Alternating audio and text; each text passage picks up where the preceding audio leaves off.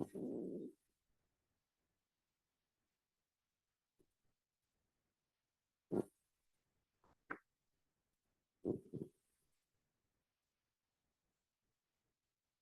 right. I think we still have one more minute, but your faces tell me that you're very eager to start. So why don't we start 1 minute early, and then let's see if I can end a minute early.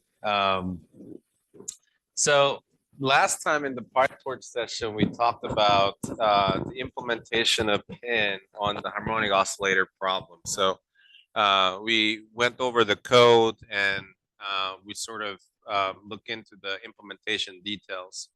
So just as a recap, this was essentially what it looked like.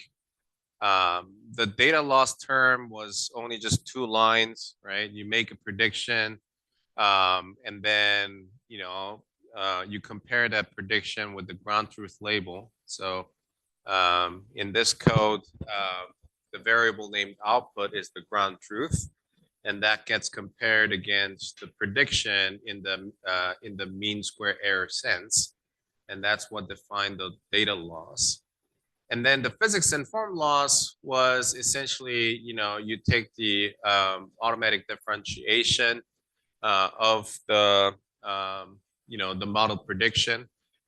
For the physics informed loss, we saw that the collocation points are the points where the model is evaluated. So for a set of collocation points, we make prediction and then take derivatives. And then those derivatives are used to calculate the residual of the governing differential equation. And that's essentially how you define the loss function. The total loss is defined as the data loss plus the physics informed loss. And that's pretty much it. And then, we saw that, from that formulation, we could train a model like this. And then even with a small number of training data, with the help of collocation points and the physics informed loss term, we were able to construct a pretty, reasonably, accurate model. Now, before we move on to the next example, which is the 1D heat diffusion, let me first, show you the data-driven discovery, because that's the part that might be a little hard to understand without seeing the code. Although if you look at the code, it's actually pretty straightforward. So for data-driven discovery, we consider a scenario where we only have the observation, but we do not have the knowledge of the physical parameters. So unlike the previous scenario where we knew already the physical parameters, now we consider a situation where we do not have an idea of the physical parameters, and therefore we want to approximate them using physics-informed neural net. So here, what we're going to do is to pretend that we do not know the omega 0 and zeta, okay? Even though we, sort of do know, because we created the ground truth out of, the values that we know. So as a matter of fact, we used omega 0 equals to,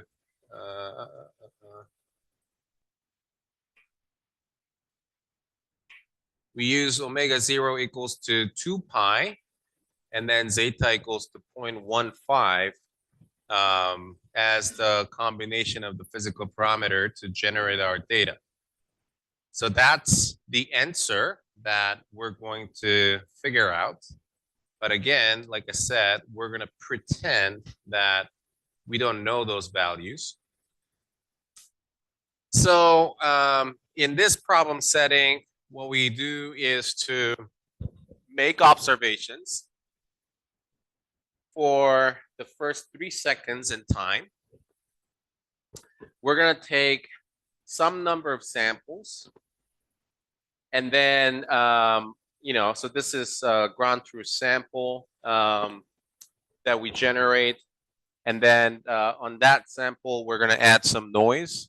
to emulate the real world scenario. So consider again a scenario where you have some experiment device to track the position of the spring, right? And then you measure the position of the spring, over a certain time period. And then from that measurement, you want to, calculate the, angular frequency and the damping ratio, right? But then, no measurement devices are perfect. So we're going to assume that there's a little bit of noise added, right? Which is a reasonable assumption. Now,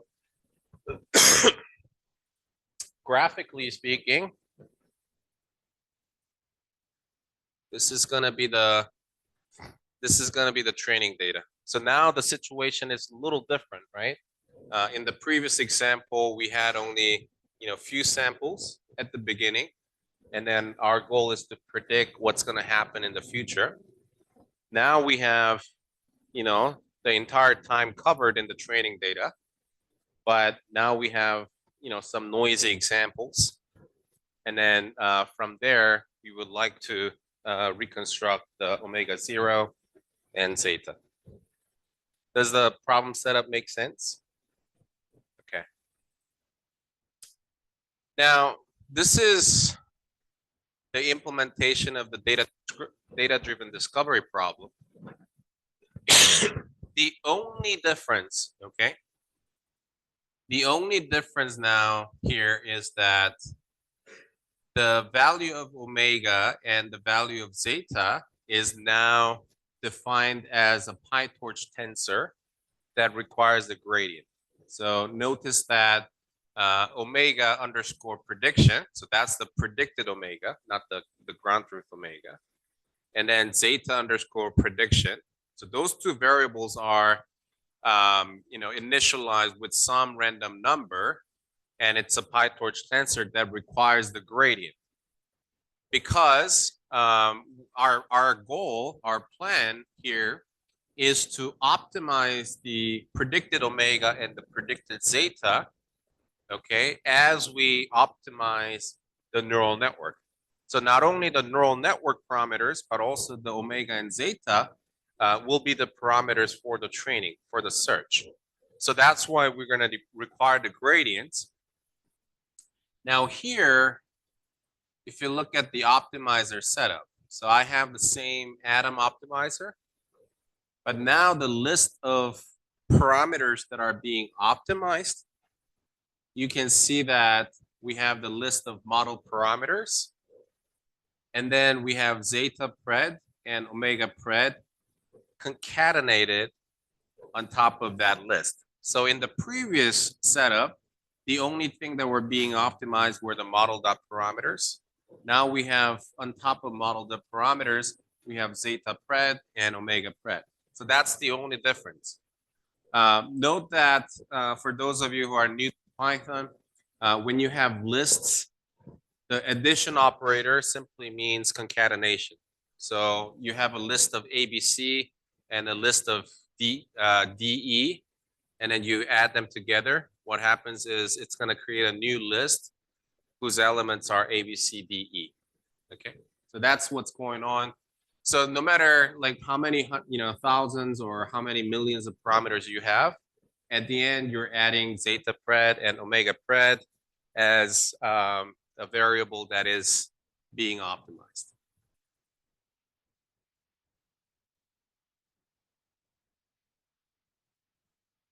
Why are we using? Oh, we're just randomly initializing omega prediction and the zeta. You could do that. Yeah, you could do that. But without a knowledge of what omega and zeta might actually look like, a reasonable thing to do is to just initialize with some random value. But if you want to start with, I don't know, some specific value, feel free to do so. Yeah, that's not a problem. Other questions? Ask questions because that's really what I have. Sorry, what? Repeat the question again.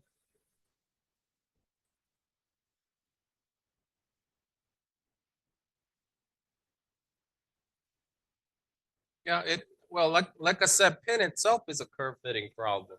So it is a curve fitting problem with the physics informed loss term serving as a smoothness.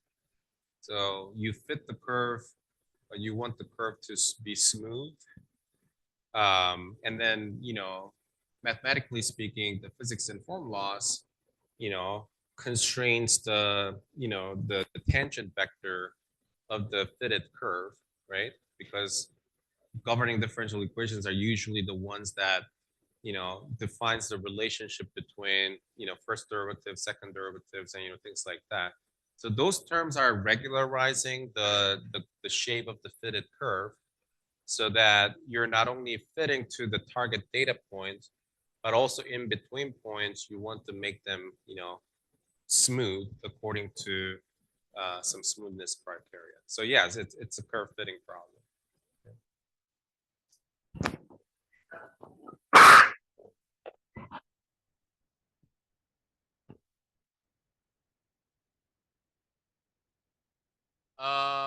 So the search of omega and zeta happens over the entire real number line. So there is nothing that actually, bounds or restricts the range of zeta and omega in this setting. So if something goes wrong, in principle, this algorithm may return zeta and omega values that are way off the range. But then the risk of finding those weird values is very low because right physically they will not make sense, right? So but there's nothing explicitly constrains the range of search over here. Other questions? Yeah, if not, that's really it. So over here, the usual data loss term, nothing has changed. We have the usual physics loss term, nothing has changed. And then we're just doing the loss dot backward, optimizer dot step to fit the model. But internally, the optimizer has omega and zeta as one of the parameters that are being optimized. So that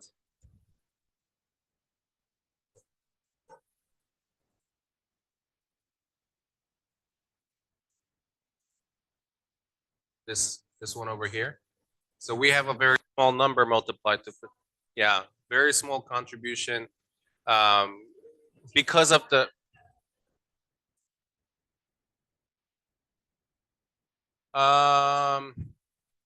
well, if you have a larger physics, larger contribution of physics laws, it's not going to converge well.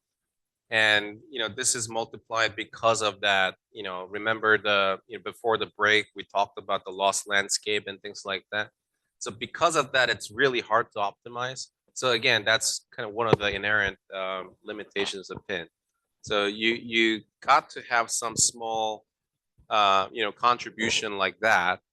Otherwise, it's not going to converge at all.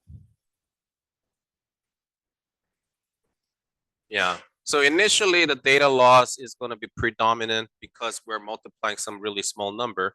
So at the beginning of the training, the data loss term is going to be the predominant term. But then after the curve fitting is done, the data loss term is going to be relatively smaller.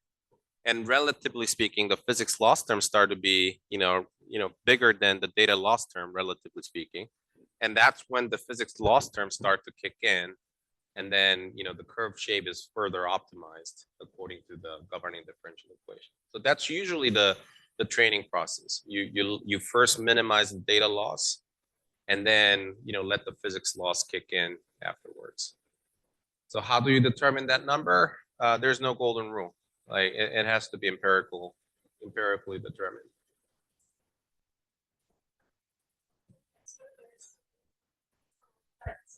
Hmm. Yeah.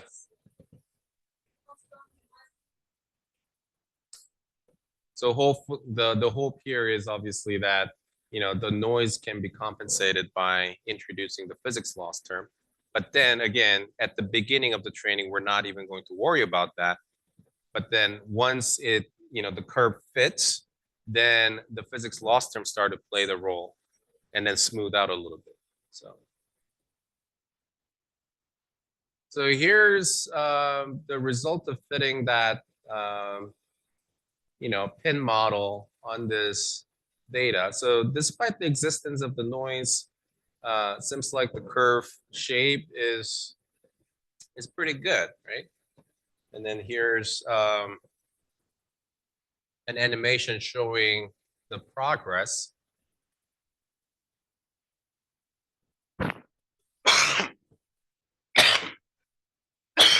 And for this one, it converges slightly faster than the usual pin. So almost from the get-go, you can see that the predicted curve is pretty well aligned with the ground truth. And that's because we have lots of training data, right, all across time. Now, let's compare if the predicted zeta and the predicted omega is accurate. So here I printed the actual zeta and actual omega that I used to produce the ground truth data. And then at the bottom, I printed the zeta pred, the ones that we learned. So remember, we started from some random number, and then we let the atom optimizer to figure out the zeta and omega value. And as a result, I got zeta equals to 0.14755, which is pretty close to 0.15. And then for omega 0, the ground truth is 2 pi, so 6.28. And then omega 0 predicted by the model is slightly higher than the ground truth, but reasonably good, right? If you consider the fact that it had noises and things like that. So this is really the discovery part of PIN. So it's nothing more than those physical parameters added as an additional variable to optimize.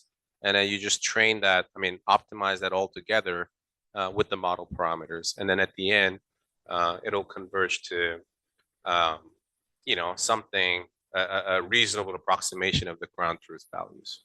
So if you have some, experimental, measurements, like from, I don't know, whatever experiment that, you're doing, if you have a set of data like that, and then from there you want to identify what were the physical parameter was, and this is one of the things that you can do to identify that physical parameter. One last thing I want to mention is that again, the term data-driven discovery doesn't necessarily mean discovering the entire PDE. Here we assume that already there's a known PDE form that was available, right? So if we didn't know, for example, the actual governing equation, the form of the governing equation, then there's no discovery. And there's no PIN, as a matter of fact, because PIN, the whole idea is, to minimize the residual of the, differential equation. But if you don't know the differential equation, there's no PIN. It's just a simple regression problem, right? Any questions? Yeah.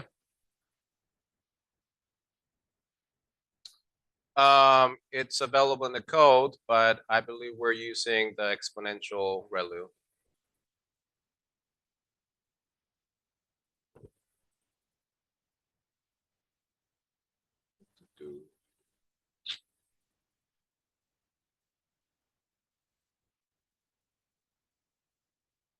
Yeah. SILU, or swish is the name of this function, and this is basically exponential ReLU.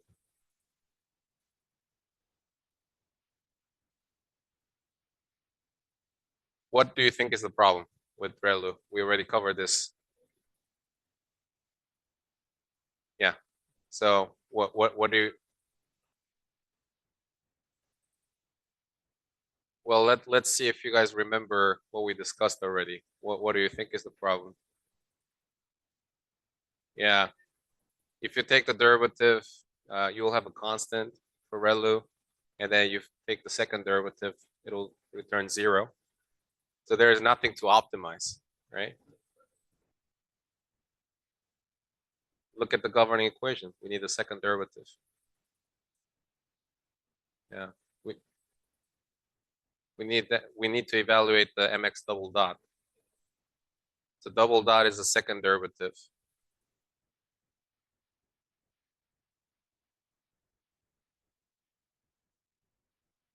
Yeah.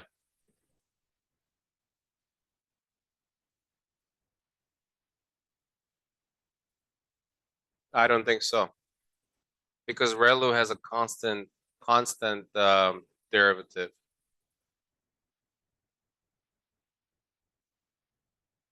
Sorry, I couldn't understand your question.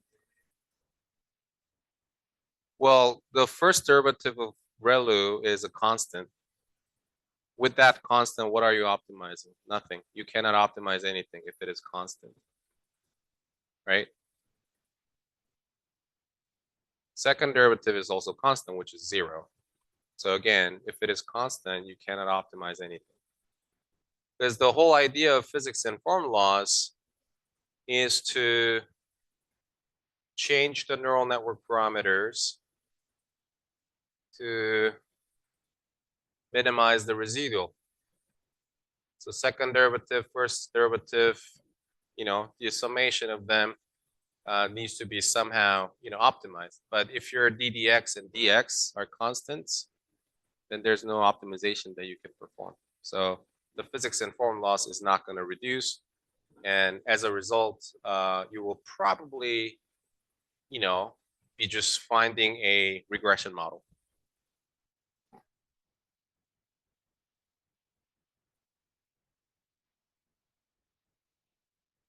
Yeah, yeah. So always a good idea is to use an activation function that is infinitely differentiable, infinitely many times. In that way, you don't have to worry about anything, right? But if it is something else, then you may encounter a problem. And as a matter of fact, I encourage you to play with those kind of things. Again, the best way to learn this is by, just experimenting it, with the code. So even if you change it to, ReLU, it's not going to explode your computer. So feel free to do so and try to observe what happens. It's as simple as just replacing SILU to ReLU. And then let me actually show you our first few steps.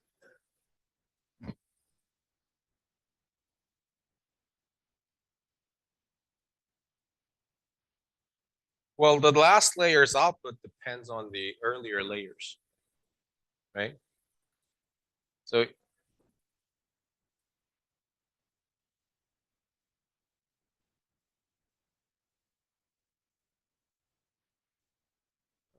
no. So while this thing is training, well, I'm glad that you actually asked that question, because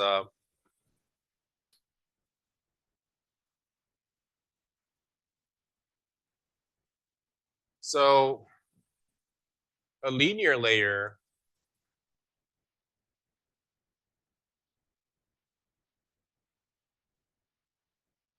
or perceptron layer is essentially Wx plus b. And W is a slope, B is a y-intercept. So what you get for a neuron is some line like this. And then by applying ReLU,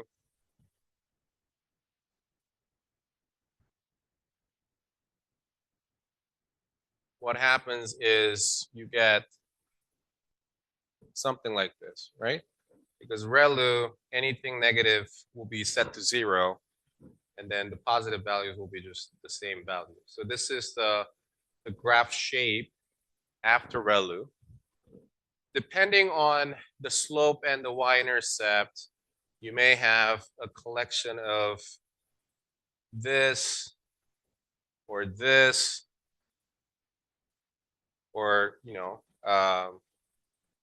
smaller slope, bigger slope, right? You will have a collection of all kind of different lines.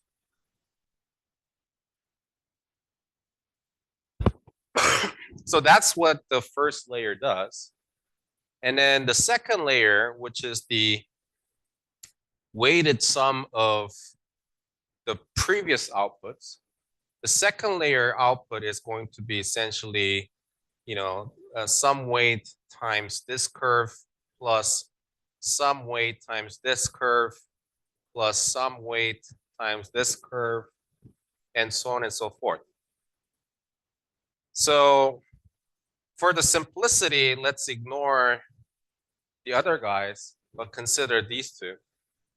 So some weight times this plus some weight times that, you will likely get something like this, right? So, after the first layer, we had pretty simple shapes. But then after the second layer, by combining those simple shapes, now we have slightly more, sophisticated shape. And then, similarly, by combining the others, you should be able to have, more sophisticated graph shape like this.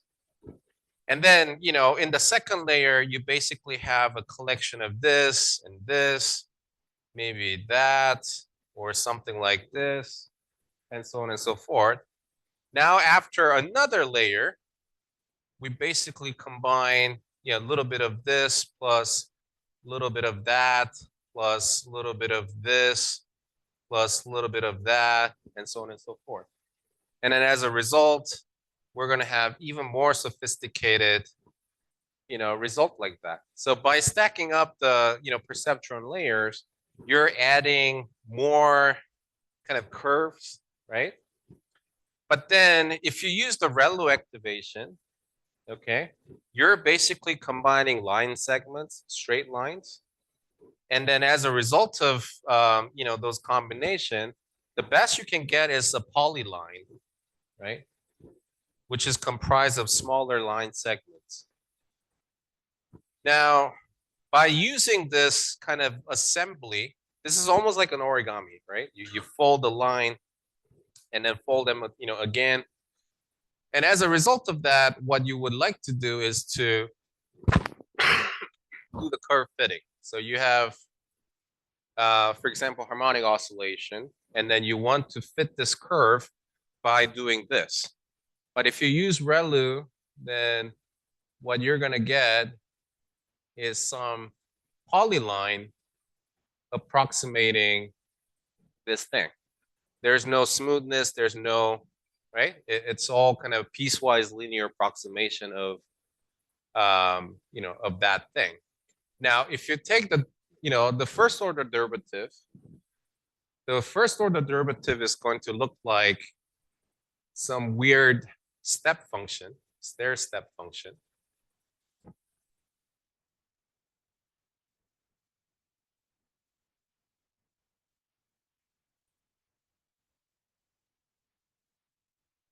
Where if you take the derivative of that guy, you're going to get a little bit of constant over here, and then a constant over here, and then constant. See?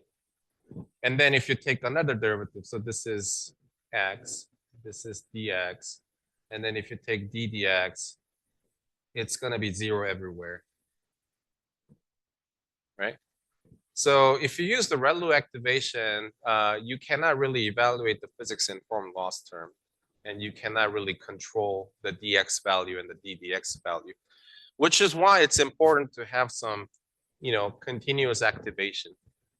Okay, so the swish function kind of look like this, and then now we have a continuous folding of the line, so that after the assembly, you have some smooth curve. Okay.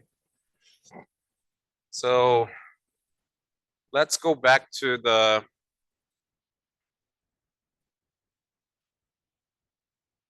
training over here. So I just changed the activation to ReLU. And like I mentioned, you see this kind of line breaking. Yeah, it becomes a polyline. Yeah, and then, yeah, still okay, right? Not terribly bad, but you can see this like discontinuities and, spiky, shapes. And then, yeah, so that's what happens essentially. So feel free to experiment with ReLU and other, not linear activation, but other simpler activation functions, and then see what happens.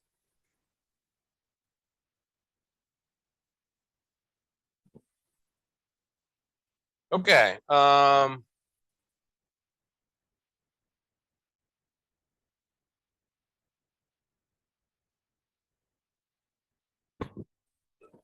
So that was the harmonic oscillator, both the data-driven solution and data-driven discovery of harmonic oscillator. Now we're applying the same thing onto the heat equation. So the theory of heat equation, we already talked about it, so I'm not gonna, go over that again. And the implementation of heat equation is pretty much the same as the harmonic oscillator.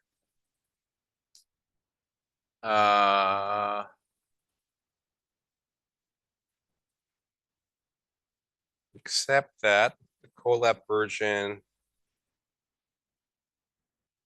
has a bug, I just figured. So for now, let me just use my local version. Oops.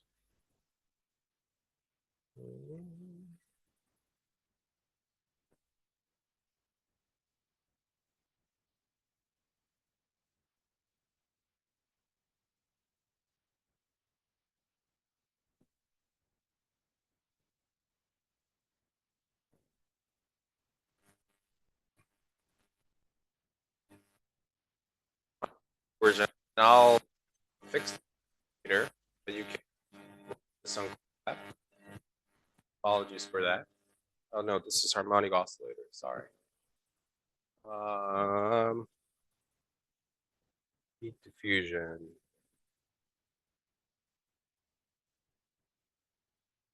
That's for the visualization purpose. So if you're new to Python, don't worry about that part.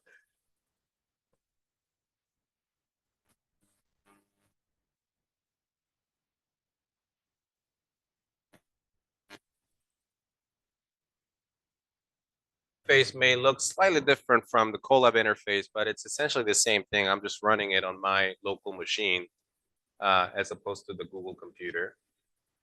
That's not the important part. The important part is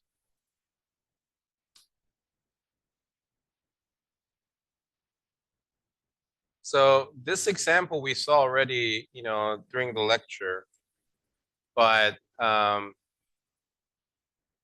here's a closer look into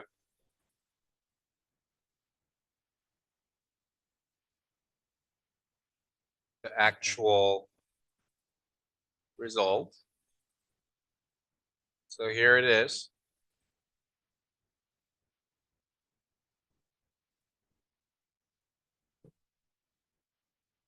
So the first part of the code is really just for generating training data set. So here's an analytic solution of the 1D heat equation. And then, over here is where we generate the training data. For the training, we're going to sample 15 data points along the x-axis at time t equals to 0. And then that's pretty much the training data that we're going to be utilizing. For the collocation point, we're going to sample 12 by 12 grid. So 12 in the direction of time, and 12 in the direction of x is what we're sampling. And then as a result, this is kind of what we're getting. So up to this point, nothing terribly, difficult to understand. It's really just, Python code to sample the data and, whatnot. The most important part here is the model design and then the training procedure. So for the model design, we're pretty much using the same model as the harmonic oscillator case, except that now for the input, we have 2 dimension coming in because we have not only time, but also the position x as our input variable. But then other than that, it's pretty much the same. We have 32 dimensional. So a hidden layer with a 32 dimension. We have 3 hidden layers with the same number of hidden neurons. Feel free to play with the number of neurons, obviously. If you have more neurons, then you should be able to, generate more sophisticated curve. Also with the activation, I'm using CLU, but any continuous function that are differentiable many times could be an option for this. So tanh could be another option, right, for this one. So that's the model definition. Now for the training, we're using the same procedure. So we have the Atom optimizer, and then we're optimizing the model parameters. So we're not solving the data-driven discovery problem. So this time we're optimizing the model parameters only. And then here in the for loop, inside of the training loop, we have the input tensor, input and output that are given by the data. So that's the training data. And then, we're making the inference of the model on the training data set. And then that prediction is compared with the ground truth label. So that, the good old data-driven loss, definition over there. Now, the slightly confusing part is the definition of the physics loss, because now we're dealing with 2 variables, t and x, as well as second derivative, right? So, but once you understand the principle here, and we since already saw the syntax for the PyTorch auto gradient, for the first order derivative, we have the prediction on the collocation points. We take the derivative of that with respect to the collocation points themselves. And then we have the ones like. So we saw this last time when we first introduced the PyTorch gradient as a way of extracting the diagonal terms of the Jacobian, right? So PyTorch AutoGrad, we basically calculate the vector Jacobian product as opposed to the original Jacobian itself. And I showed you this as a trick to extract the diagonal components of the Jacobian term. What those diagonal terms indicate is essentially the derivative of the collocation point with respect to t, and then the derivative of the collocation, the prediction with respect to x. So we have ddt and ddx, they'll be obtained as a result of of that first line. Okay. The ordering follows my convention. So in my convention, I decided to use t as the first input and x as the second input. If you decide to implement in a different manner, so x as the first input and the t as the second input, then the order will change so that dx is going to be the 0th column, and then the dt is going to be the first column. But in my convention, t is first, followed by x. So if this line makes sense, then the second derivative should also make sense. Where for the second derivative, we're done with the, with this guy over here. So we completed our visits with the time derivative. The only time derivative heat equation is the dt term. So that part is complete, but the second derivative, we need ddx, right? So dx gets, into this PyTorch autograd.grad, and then we're taking the derivative of dx with respect to the collocation point. And then again, same thing, we're doing the torch.ones like, so that we can extract the diagonal terms of the Jacobian. The first term of the Jacobian is going to be dx dt, right? So second derivative of, of u, ones with respect to dx, and then, with respect to t, is going to be the first output of, deriv 2.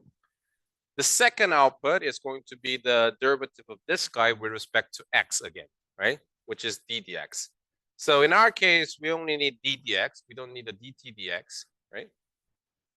So that's why we're extracting the second derivative, the second element of the second derivative. So, this is the part that might be a little confusing because we have, more than one variable now, and then you're taking derivatives. And then, if the notion of Jacobian is not solid, right, in your mind, then this might be a little confusing. But, when that happens, probably the best thing to do is to just write down on a piece of paper and then see what happens, term by term, because things like Navier-Stokes, for example, it's going to be even more confusing because now you have the velocity field. You have to take the derivative of the velocity field. You have to take the derivative of the pressure field. So a lot more variables to, take the derivative of, and then it can be a little more confusing. But, just write it down on a piece of paper, especially in terms of the Jacobian, vector product. And then, things will start to be much clearer once you do that.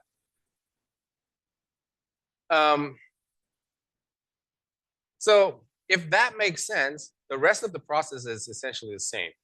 We have the physics loss term, as usual, defined as the residual of the heat equation. So we have dt minus diffusion coefficient times the second derivative. And then that's basically what defines the physics loss. And seems like some people in the audience are already bothered by the fact that the contribution of the physics loss this time is much larger because the residual happens to be smaller in this case. Again, how do I know? I tried it a lot with different combinations of the weight values, and then for this particular problem, because of the way we sample the data loss term, the way that we sample the collocation point, physics loss happen to be much smaller than the previous. Empirically, I decided to just go with 101.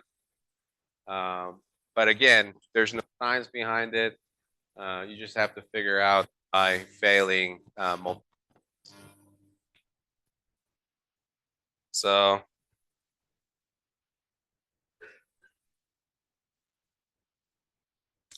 now running this is going to take quite a time. Actually, I should have ran this while I was explaining the code, but it's going to take a while. 30,000 iterations is roughly where you can find a pretty good fitting result. But yeah, it's going to take a while. So I guess I'm not going to wait until this cell finished to execute. But after the training is complete,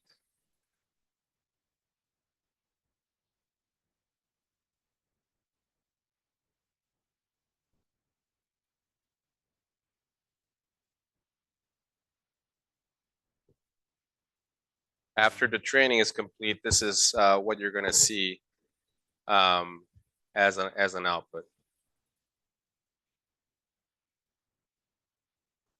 That is scary.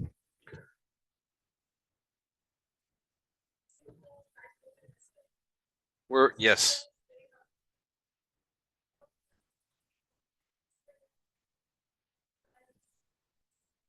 Um, that's a great question. In theory, you should be able to predict beyond the time, in this case, 2 seconds. So you should be able to just plug in 5 seconds and then, the neural network will spit out something. But the moment you go beyond the area that is covered by the collocation point, the performance of the model will quickly deteriorate. So if you put in time t equals to 5 and then position x equals to say 7 meters, it'll return some value, but that value is likely, off from the ground truth. So, neural nets are inherently bad at extrapolating. Neural nets are very good at interpolating, but when it comes to extrapolation, they're not very good. So the moment you go beyond this 12 by 12 grid, from 0 to 2 seconds and then 0 to 1 meter, the moment you go beyond that regime, likely you will get a very erroneous result.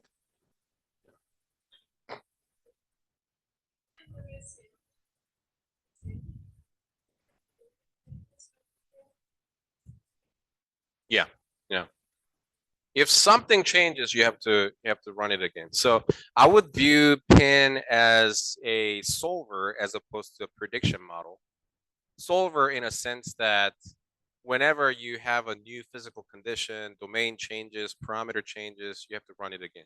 Same as the usual, direct numerical solvers, like CFD solvers, for example.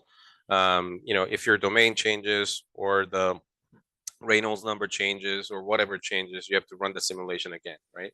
Same thing. When it comes to Pin, whenever something changes, you have to run it again. You have to solve it again. So that's kind of, one of the downsides. So we're gonna see, more advanced models tomorrow and then the day after tomorrow, where you can, kind of overcome that situation. So for the models that we're gonna see tomorrow, for example, would allow you to train on one condition and then use it for some other conditions. So in that way, it's gonna be more useful. But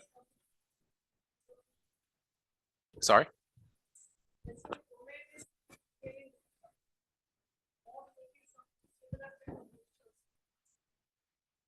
Sure.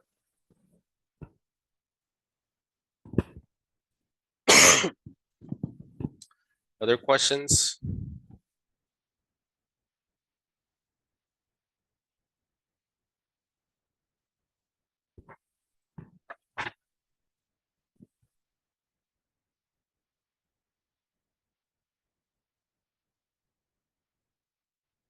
Oh, so your question is, in the calculation of the second derivative, we calculate the time and x derivative altogether, right? And then you're asking if there's a way to avoid that calculation. Unfortunately, no. Unfortunately, no. But the additional computational time introduced by that is going to be negligible because you need to backpropagate anyways all the way to the first layer. So because of the way that the neural network is connected, neural networks are connected, even for DDX, you will need to backpropagate all the way up to the first layer. And then let me actually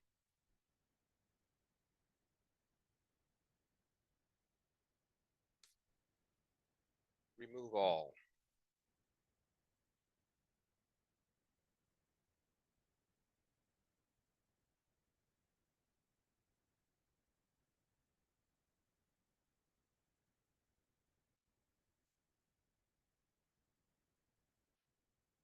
Oh, there we go. Thanks. So, um,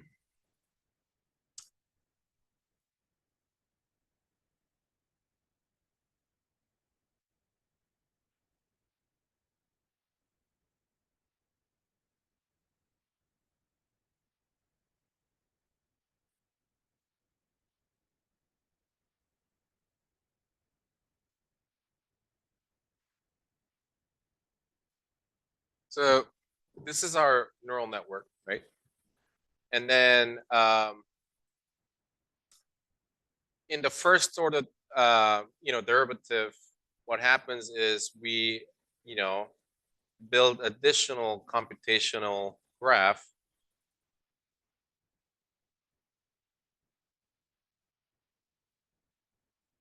and then here's dt and dx. So that's how the auto differentiation works.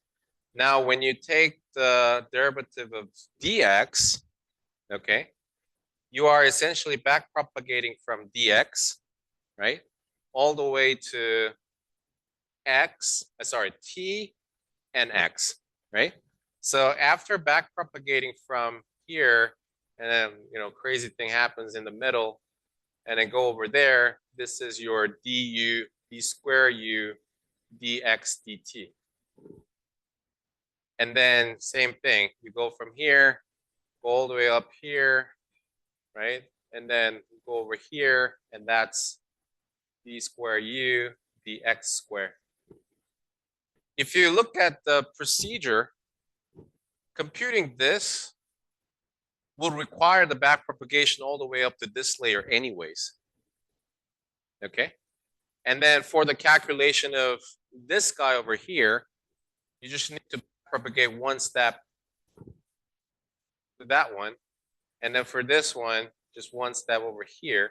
So in terms of the computational cost, you have done already 9% of the calculation.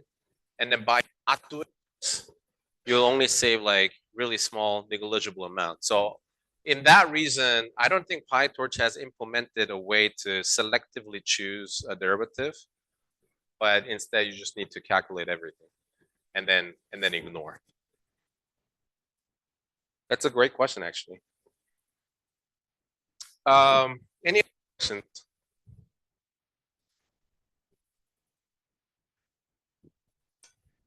All right. If there's no further question, I think we can wrap up for today.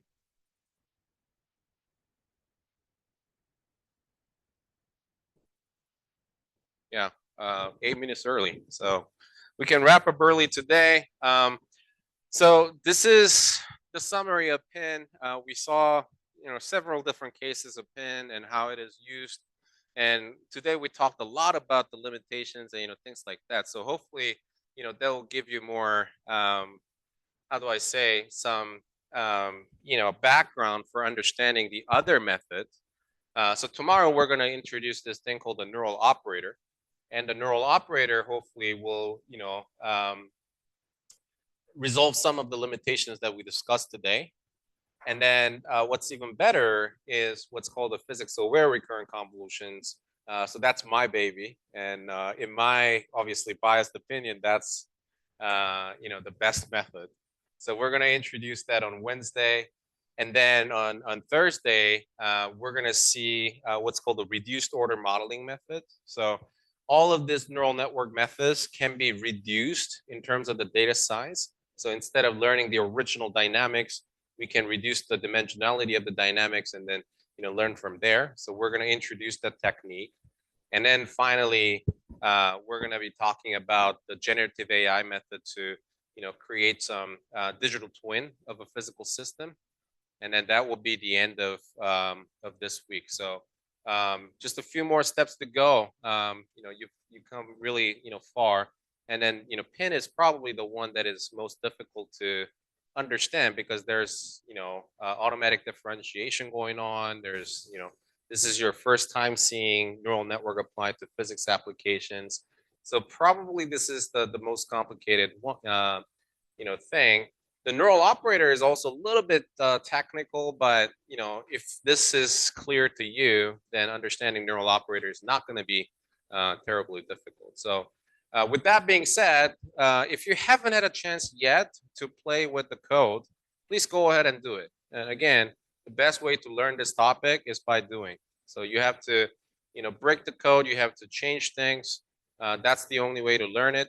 Like questions like ReLU, what do you have to use CILU instead of ReLU? Like best way to learn it is by doing it. And then, just observe how the code breaks.